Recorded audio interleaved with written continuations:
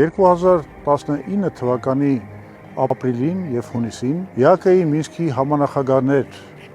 Ամերիկան, Ֆրանսիան և Ռուսաստանը Նիկոլ Փաշինյանին առաջարկեցին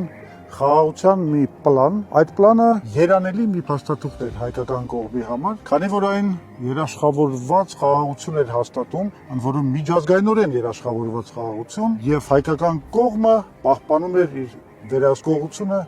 ամբողջ Լեռնային Ղարաբաղի ինքնավար մարզի տարածքի, ինչպես նաև Քելբաջարի եւ Լաչինի շրջանների նկատմամբ։ Նիկոլ Փաշինյանը եւ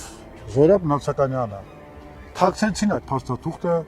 հանրությունից, իսկ առաջարկը հանձնելուց 2 ամիս հետո մեկնեց Ստեփանակերտ եւ ամբողջ աշխարհին հայտարարեց, որ Արցախը Հայաստան է եւ վերջ։ Մինսկի խումբը դա մի մեխանիզմ էր, որը ստեղծվել էր, որ բանակցությունների միջոցով զսպեր Ադրբեջանի ագրեսիան Արցախի եւ Հայաստանի դեմ։ Ոչնչացնելով բանակցությունները, Նիկոլ Փաշինյանը ոչնչացրեց առաջին հերթին հենց այդ մեխանիզմը։ Ադրբեջանը սկսեց իր աղետալի հարձակումը, Արցախը ոչնչացվեց, մենք կորցրեցինք մեր զինվորների 5000 կյանքեր։ Քանի դեռ այս փաստաթուղթը գաղտնի էր պահվում, Նիկոլ Փաշինյանը պահանջում էր բանավեճ նախկին նախագահների հետ։ Բայց երբ որ այս փաստաթուղթը հրապարակվեց, այլևս Նիկոլ Փաշինյանը բանավեճ չի ցանկանում։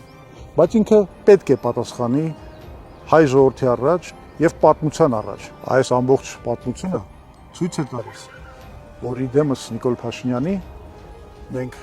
գործ ունենք մի այնպիսի հրեշավոր խաբեբայի հետ, որը հանուն միայն իրեն հայտնի նպատակների պատրաստ է մի ամբողջ ազգ ներքաշել կործանարար պատերազմի մեջ։ Մենք իրեն թույլ չենք տա նույն բանը անել Սյունիքի հետ։ Ընտրեք խելամիտ ուղին դեպի ինքնիշխան խաղաղությունը։